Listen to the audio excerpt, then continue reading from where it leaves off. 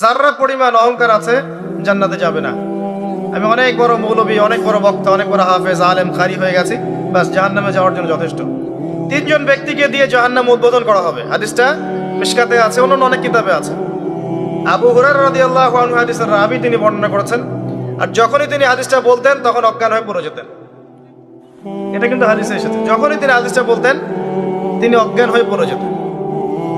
যে তিনজন ব্যক্তিকে দিয়ে জাহান্নাম উদ্বোধন করা হবে, তার প্রথম ব্যক্তি হচ্ছে একজন শহীদ, যাকে ডাকা হবে, বলা হবে তোমাকে এসব নিয়ামত দিয়েছিলাম, পৃথিবীতে কি করেছিলে? সে বলবে আমি আমার পুরো জীবনটাই আপনার জন্য দিয়ে দিয়েছি। আল্লাহ পাক বলবেন ক্যাদিত, মিথ্যা কথা বলছো, বরং এই কারণে জীবন দিয়েছো, এই জন্য যুদ্ধে গিয়েছিলে যে মানুষ তোমাকে অনেক বড় বীর বলবে। কথা বুঝতে পারছেন? একজন ব্যক্তি রাসূল সাল্লাল্লাহু আলাইহি ওয়াসাল্লামের এই যে তাবু পাহারা দিচ্ছিলেন যুদ্ধের মাঠে, তাবু পাহারা দিচ্ছিলেন, মুশরিকদের সাথে যুদ্ধ হচ্ছে। এমন সময় একটা দূর থেকে তীর চলে আসলো। তখন তো তীর ছিল, ফায়ারিং ছিল না, তীর ছিল। দূর থেকে একটা তীর আসলো, এসে পুরো বুকের মধ্যে, সাথে সাথে ডেড। সাহাবীরা বলছেন যে কত উত্তম সৌভাগ্য তার, কত কত কত উত্তম তাকদীর, এই ব্যক্তি তো শহীদ হয়ে গেল, নবীর পাশে থাকলো, তার খেদমত করলো, যুদ্ধ করলো, শহীদ হয়ে গেল। নবী করিম সাল্লাল্লাহু আলাইহি ওয়াসাল্লাম বললেন যে বরং আমি তাকে জাহান্নামে দেখছি। কোথায় দেখছি? অপরাধ কি ছিল জানেন? তাকে জিজ্ঞাসা করা হলো কি অপরাধ ইয়া রাসূলুল্লাহ? নবী সাল্লাল্লাহু আলাইহি ওয়াসাল্লাম বললেন, সাল্লাল্লাহু আলাইহি ওয়াসাল্লাম তিনি বললেন যে এই ব্যক্তি গনিমতের মাল থেকে একটা চাদর চুরি করেছিল। গনিমতের মাল বুঝেন? যুদ্ধ লব্ধ সম্পদ। এই গনিমতের মাল থেকে একটা চাদর কাউকে না বলে নিয়েছে।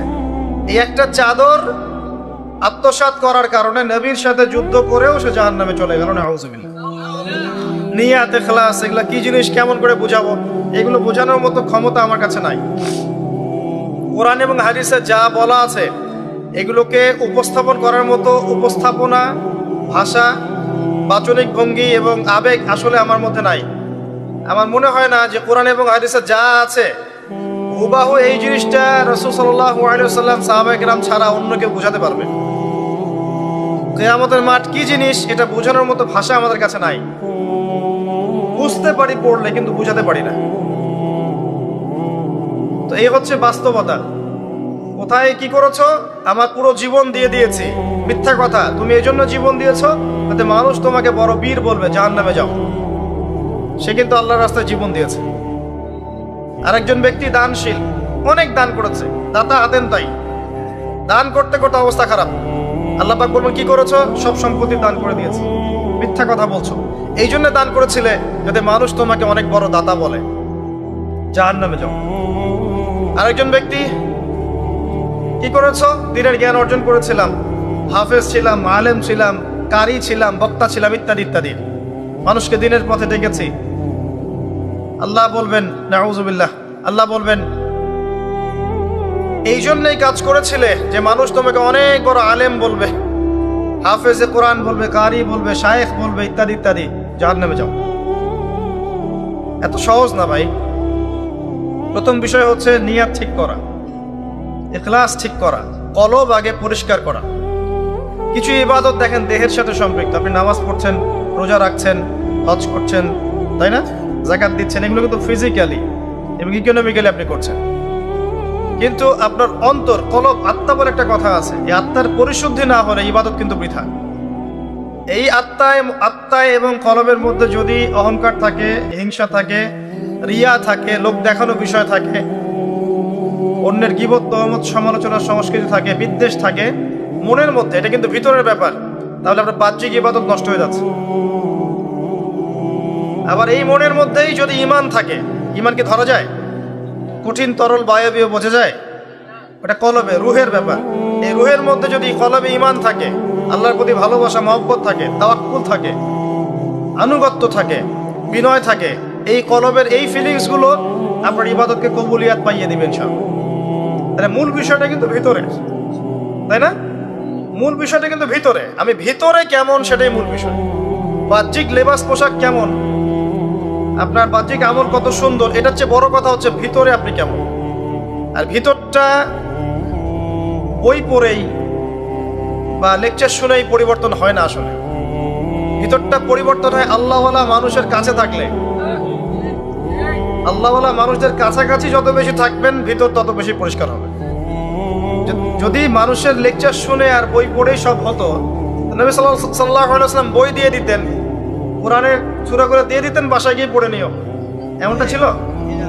বরং সাহাবীরা দিন রাত তার কাছে থাকতেন, পড়ে থাকতেন, 5 ওয়াক্ত নামাজে আসতেন, তার আশপাশে থাকতেন, তাকে দেখতেন তিনি কেমন, তিনি কিভাবে হাঁটেন, কেমন করে চলাফেরা করেন, কেমন করে কথা বলেন, কেমন করে নামাজ আদায় করেন, কিভাবে মানুষের সাথে মেশেন, এগুলো দেখে দেখে তারা শিখেছে। আব্দুল্লাহ বিন মাসউদ রাদিয়াল্লাহু আনহু সম্পর্কে বলা হয় যে আব্দুল্লাহ বিন মাসউদ রাদিয়াল্লাহু আনহু এমন ভাবে আল্লাহ রাসূল সাল্লাল্লাহু আলাইহি ওয়াসাল্লামকে কপি করতেন, তার ওঠা বসা চলাফেরা এমন ভাবে কপি করতেন যে মনে হতো তার সাথে তার চেহারা এবং আচরণের অনেক মিল পাওয়া যেত, ফিজিক্যালি, এবং দেখা যেত মানে বাচনিক ভাবে ওঠা বসা মুআমালাত সব ক্ষেত্রে মনে হতো নবী সাল্লাল্লাহু আলাইহি ওয়াসাল্লামের মতো করে করার চেষ্টা করছে। মুসআব বিন উমাইর রাদিয়াল্লাহু আনহু চেহারাটা নবী সাল্লাল্লাহু আলাইহি ওয়াসাল্লামের সাথে সাদৃশ্যপূর্ণ ছিল। আলী রাদিয়াল্লাহু আনহু, হাসান হুসাইন রাদিয়াল্লাহু আনহুমা, তাদের চেহারার মধ্যে একটা মিল ছিল। এমনকি উহুদের যুদ্ধে একজন সাহাবীকে শহীদ করা হয়, তাকে শহীদ করে কাফেররা মনে করেছিল মুহাম্মদ সাল্লাল্লাহু আলাইহি ওয়াসাল্লামকে মেরে ফেলেছে। নাউজুবিল্লাহ। যখন আপনি একসাথে থাকবেন, একজন আল্লাহওয়ালা মানুষের সোহবতে থাকবেন এবং তার কাছ থেকে দিনটা শিখবেন, আপনার মধ্যে আস্তে আস্তে তার মতো প্রভাব বিস্তার করবে ইনশাআল্লাহ। তো আমি যেটা বলতে চাচ্ছিলাম সেটা হচ্ছে যে কলবের পরিবর্তনটাই মূল। আর এই কলব পরিবর্তিত হবে তখনই, আত্মশুদ্ধি তখনই আসবে যখন আপনি পড়াশোনার পাশাপাশি আল্লাহওয়ালা মানুষের সাথে থাকবেন। এবার আল্লাহওয়ালা মানুষ খুঁজবেন কোথায়? যাদেরকে আপনি আল্লাহওয়ালা মনে করছেন সবাই আসলে বাহ্যিকভাবে আল্লাহওয়ালা হলো, ভিতরে আল্লাহওয়ালা নন, এটা বাস্তবতা। কিন্তু আল্লাহ পাক যেহেতু বলেছেন কুনু মা'আস সাদিকিন, সত্যবাদীদের সাথে থাকো, তার মানে কিয়ামত পর্যন্ত আল্লাহওয়ালা মানুষ থাকবে। আপনাকে খুঁজে বের করতে হবে এবং আল্লাহর কাছে দোয়া করতে হবে, আল্লাহ আমাকে সেই রকম ওস্তাদ, সেই রকম আলেম, সেই রকম আপনারা যে ভাষাই বলেন পীর বা বুজুর্গ বা ওলামায়ে কেরাম মিলিয়ে দিন, যাদের সোহবতে থাকলে আমরা দিন শিখতে পারবো এবং আপনার নূর অর্জন করতে পারবো, আত্মশুদ্ধি অর্জন করতে পারবো। আত্মশুদ্ধি ছাড়া কোনো কিছুর কোনো মূল্য নাই। ইন্টারনালি যদি শুদ্ধ না হতে পারে, তখন ইয়া আইয়াতুহান নাফসুল মুতমাইন্না এই আয়াত আপনার জন্য পড়া হবে না। যখন কলব প্রশান্ত হবে, তখন দেখবেন ওই প্রশান্ত আত্মাকে কবজ করার জন্য যখন মালাকুল মাউত আসবেন, তখন এই আয়াত তাকে পড়ে শোনানো হবে, ইয়া আইয়াতুহান নাফসুল মুতমাইন্না। এর আগ পর্যন্ত না। আর যত দুনিয়াদার মানুষ তত কলব অস্থির। দুনিয়াদার মানুষের কলব কিন্তু অস্থির, টেনশন, দুশ্চিন্তা, দুর্ভাবনা, অস্থিরতা, একটা পাইলে আরেকটা পাওয়ার মোহ, এগুলো দিয়ে ভর্তি। যে দুনিয়ার পিছনে যত বেশি ছুটবে তার কলব তত বেশি কলুষিত হয়ে যাবে। মাদক খাবেন, কলব দূষিত হয়ে যাবে। জেনা করবেন, কলব দূষিত হয়ে যাবে। পর্নোগ্রাফি দেখবেন, কলব মরে যাবে। নামাজ আদায় করবেন না, কলব মরে যাবে। যত বেশি উল্টাপাল্টা গেম খেলবেন, কলব মরে যাবে। বেশি কথা বলবেন মানুষের সাথে, কলব মরে যাবে। বেশি জোরে জোরে হাসবেন, কলব মরে যাবে। বেশি খাবেন, কলব মরে যাবে। বেশি ঘুমাবেন, কলব মরে যাবে। এমনকি হালাল স্ত্রীর সাথে যদি বেশি বেশি সহবাস করেন, তাও কলব। কিছু হালাল কাজ আছে, এগুলো করলেও কলব মরে যায়। ইবনুল কাইয়্যিম রাহিমাহুল্লাহ বলেছেন, কিছু হালাল কাজ আছে যেগুলো করলেও কলবের মধ্যে প্রভাব পড়ে, কলব দুর্বল হয়ে পড়ে। বেশি কথা বললে কলব মরে যায়। খেয়াল করে দেখবেন, বেশি মানুষের সাথে মিশবেন, আপনি দূষিত হয়ে যাবেন। বেশি বেশি খাবেন, ওজন রসিক হবেন, কলব দূষিত হবে, মাশাআল্লাহ পেটও একটা বের হয়ে যাবে। সুন্নতের বয়ান করে বেড়াবে, নিজের বডিতেই সুন্নত নাই। কথা বুঝতে পারেন নাই? জাতির কান্ডারি সুন্নতের বয়ান করে বেড়ায়, নিজের বডির মধ্যেই সুন্নত নাই। এমন একটা দেহ বানিয়ে রেখেছে মাশাআল্লাহ, এক পাক দৌড়াতে বলেন জিহাদের মাঠে শেষ, উল্টে পড়ে যাবে।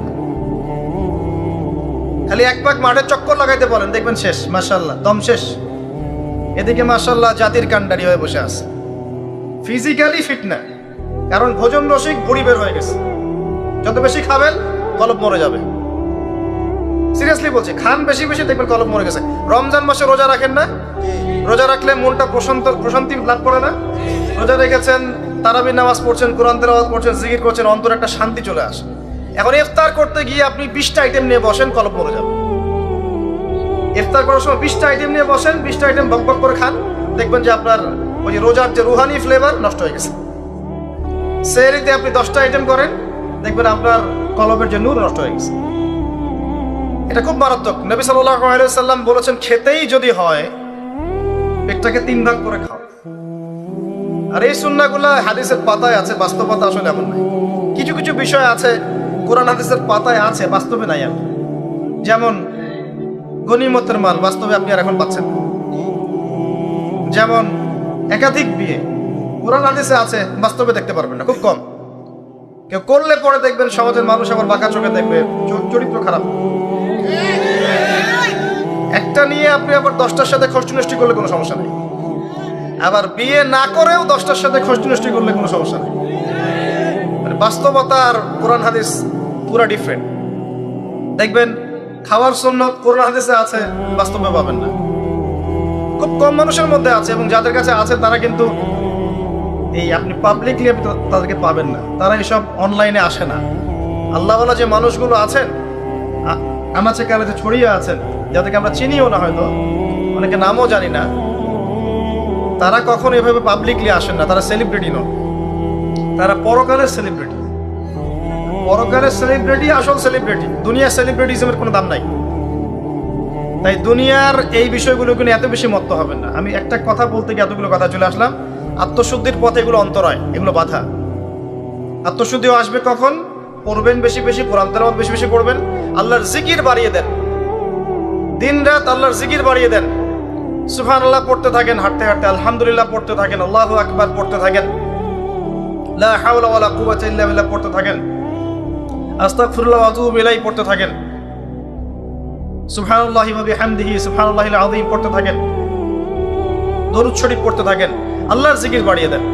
যত বেশি আল্লাহর জিকির করবেন, মন প্রশান্ত হবে ইনশাআল্লাহ। আপনি আল্লাহকে ফিল করতে পারবেন যে আল্লাহ আপনার কলবে, মানে কি আল্লাহ পাক সরাসরি কলবের ভিতরে, আল্লাহর সাথে আপনার হৃদয়ের সম্পর্ক স্থাপন হবে ইনশাআল্লাহ। আল্লাহর নূর আপনার কলবে আসবে ইনশাআল্লাহ। আল্লাহর জিকির বাড়িয়ে দেন এবং একই সাথে আল্লাহর কাছে দোয়া করা বাড়িয়ে দেন। প্রত্যেক পদে পদে আল্লাহর কাছে দোয়া করেন। এমনকি জুতার ফিতাও যদি ছিঁড়ে যায়, আল্লাহকে হাত তুলে বলেন, আল্লাহ আমার জুতার ফিতা ছিঁড়ে গেছে, আপনি জুতার ফিতার ব্যবস্থা করেন। এভাবে আল্লাহকে পান, এভাবে আল্লাহর সাথে সম্পর্ক করেন। কিছু হলে হুজুর ডাকতে হবে কেন? আপনার বাবা মারা গেছেন, হুজুর ডেকে কি দোয়া করবে? আপনার বাবার মৃত্যুর শোক কি আমি বুঝতে পারবো? আপনি বুঝবেন, আপনি দোয়া করেন।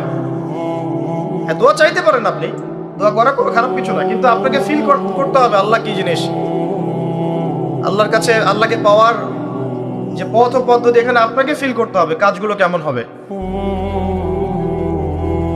তো এগুলো করলে আপনার কলবে আল্লাহর নূর আসবে ইনশাআল্লাহ। আরো বেশি বেশি বেশি কবর জিয়ারত করতে পারেন, কলবে নূর আসবে। কারণ কবর জিয়ারত করলে পরকালকে স্মরণ হয়, এবং পরকালকে যার বেশি স্মরণ হবে তার কলবটা, মনটা নরম থাকবে। একই সাথে আল্লাহর পথে সফর করতে পারেন। আল্লাহর পথে যত সফর করবেন, আল্লাহ নিদর্শনগুলো দেখবেন, আল্লাহর তাওহীদ চিনতে পারবেন। আল্লাহ পাক সফর করতে বলেছেন, সূরা হজের মধ্যে আছে, সফর করলে তোমার মৃত কলব জীবিত হবে, এটা বলা আছে। সফর করলে মৃত কলব জীবিত হবে। বেশি বেশি দরুদ শরীফ বাড়িয়ে দেন, আর দান সদাকা বাড়ান। দান সদাকা বাড়ান, কলব জীবিত হবে ইনশাআল্লাহ। আরেকটা বিষয় আছে, রোজা রাখেন। আমি হয়তো বলছি, আমি হয়তো বেশি রাখতে পারছি না, আল্লাহ পাক তৌফিক দান করুন সবাইকে, সবাইকে রাখার জন্য তৌফিক দান করুন। আগামী রমজানে আমরা যেন পরিপূর্ণভাবে রমজানটা কাজে লাগাতে পারি, আল্লাহ পাক তৌফিক দান করুন। আমাদের সবাইকে আল্লাহ পাক রমজানে পৌঁছে দিন, আমিন। ফরজ নামাজের সাথে নফল বাড়িয়ে দেন, আল্লাহ পাক তৌফিক এনায়েত করুন। এতিমের মাথায় হাত বোলান, সম্ভব হলে বিধবাদেরকে বিয়ে করেন, দায়িত্ব নেন বিধবার। এতিমের দায়িত্ব নেন, এতিমের দায়িত্ব নেন, বিধবার দায়িত্ব নেন। আপনাকে আল্লাহ পাক এমন পুরস্কার দিবে ইনশাআল্লাহ, জান্নাতে নবী সাল্লাল্লাহু আলাইহি ওয়াসাল্লামের সাথে এইভাবে থাকবেন ইনশাআল্লাহ। এইভাবে যে এতিমের দায়িত্ব নেবে, বিধবার দায়িত্ব নেবে, দেখাশোনা করবে, তাকে আল্লাহ পাক এভাবে রাখবেন নবী সাল্লাল্লাহু আলাইহি ওয়াসাল্লামের সাথে। এই কাজগুলো করলে আপনার মনটা নরম হবে। যার মন যত বেশি সফট, তার মনে তত বেশি আল্লাহর নূর নাজিল হবে। যার কলবে আল্লাহর নূর নাজিল হবে, সে ব্যক্তি আল্লাহর নূর দিয়ে দেখবে, আল্লাহর নূর, আল্লাহর গান দিয়ে শুনবে, আল্লাহ পাকের রুহানিয়াত তার ভিতরে আসবে, আধ্যাত্মিকতা আসবে। আর এই আধ্যাত্মিকত্ব না আসলে আত্মশুদ্ধি অর্জিত হবে না। আর আত্মশুদ্ধি না আসলে সব আমলই ব্যর্থ। আত্মশুদ্ধি না আসলে বাকি যে নামাজ পড়ছেন, রোজা রাখছেন, অন্যান্য ইবাদতগুলো করছেন, আত্মশুদ্ধি না আসলে এগুলোর উদ্দেশ্য ব্যর্থ হয়ে যাচ্ছে। মূল উদ্দেশ্য কিন্তু আত্মশুদ্ধি অর্জন করা। কদ আফলাহা মান যাক্কাহা, আল্লাহ পাক বলেছেন সফল হয়েছে সে ব্যক্তি যে কলবকে পরিষ্কার করতে পেরেছে, আত্মশুদ্ধি অর্জন করতে পেরেছে। ওয়াকাদ খাবা মান দাসাহা, যে ব্যক্তি আত্মশুদ্ধি অর্জন করতে পারে নাই সে ধ্বংস হয়ে গেছে। আর এই সূরার মধ্যে আল্লাহ পাক সবচেয়ে বেশি কসম করেছেন না, ওয়াশ-শামসি ওয়া দুহাহা ওয়াল কমারি ইযা তালাহা, মনে হয় 10টা কি 11টা কসম করে আল্লাহ পাক বলেছেন আত্মশুদ্ধি যে অর্জন করতে পেরেছে সে সফল হয়েছে। চিন্তা করেন, আল্লাহ পাকের কথার গভীরতা বোঝার চেষ্টা করেন। সূরা আরার মধ্যেও তো আল্লাহ পাক বলেছেন ক্বাদ আফলাহা মান তাযাক্কা ওয়া যাকারা ইসমা রাব্বিহি ফাসাল্লা, সে ব্যক্তি সফল হয়েছে যে আত্মশুদ্ধি অর্জন করতে পেরেছে এবং তার রবের নাম স্মরণ করে সালাত আদায় করেছে।